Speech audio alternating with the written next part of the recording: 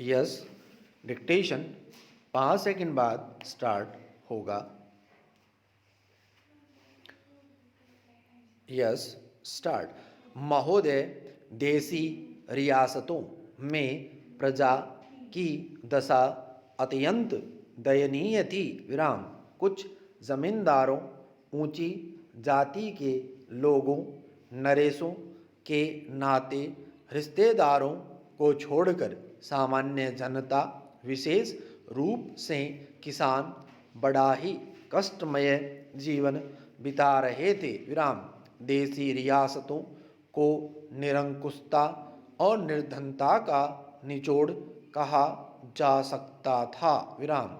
कभी कभी मर्जी होने पर नरेश लोग कुछ लोगों के साथ उदारता का व्यवहार भी कर देते थे, लेकिन सामान्यतः उन्हें अपने ऐशो आराम और अपनी निरंकुशता सत्ता की ही चिंता रहती थी। विराम।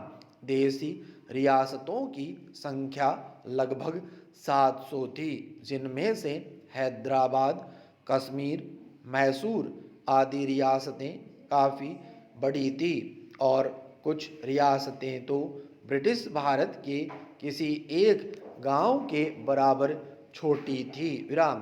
कुछ रियासतों का क्षेत्रफल केवल कुछ एकड़ ही था। विराम। लेकिन इन्हें देसी रियासतों के सारे अधिकार और दर्जा प्राप्त था। विराम। इन नरेशों के अधिकार एक समान नहीं थे। विराम। कुछ नरेशों को काफ़ी हद तक वास्तविक सत्ता प्राप्त थी, कम से कम देखने में, और कुछ को लगान वसूलने और अपनी प्रजा को आतंकित करने के सिवा और कोई अधिकार नहीं थे। विराम। इस हालत के लिए देसी नरेशों को ही अकेले दोषी नहीं ठहराया जा सकता। विराम।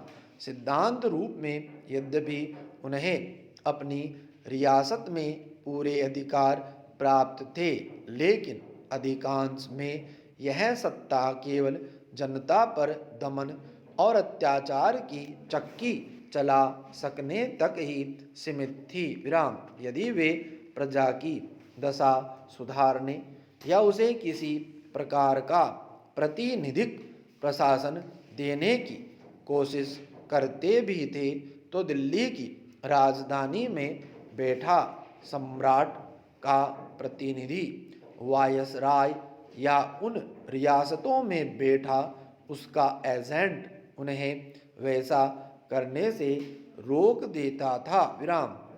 ऐसा वास्तव में हुआ भी था कि नरेशों ने उत्तरदायी सरकार स्थापित करने में अपनी असमर्थता व्यक्त की थी, क्योंकि वैसा करना सर्वोच्च सत्ता ब्रिटिश सरकार के साथ हुई संधि की शर्तों के विरुद्ध होता। विराम।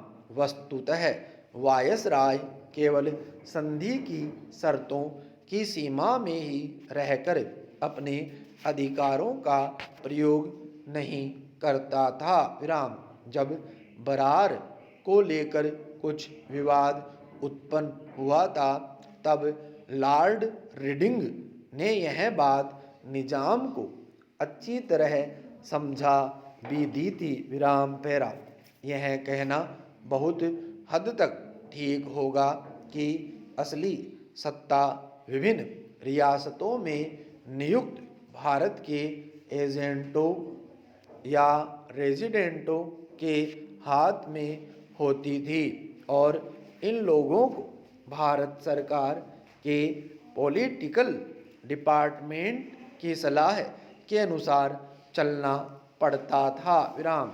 एजेंट या रेजिडेंट की सहमति के बिना किसी नरेश के लिए जनता की भलाई के लिए कोई कदम उठाना संभव नहीं था। विराम। आरंभ में इन एजेंटों या रेजिडेंटों से भारत सरकार के पॉलिटिकल एजेंट के रूप में कार्य करने की अपेक्षा की जाती थी विराम।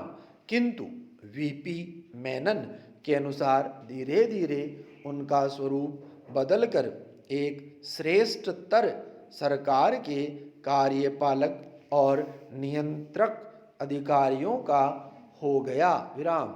सरकार ने इन रियासतों का उपयोग उन गंदगी जमा करने वाले गड्ढों के रूप में किया जिसमें शेष भारत का संचित दुख दर्द बहकर जमा हो सकता था विराम। 1920-21 तक रियासतों में कोई राजनीतिक गतिविधि नहीं होती थी विराम। स्टॉप।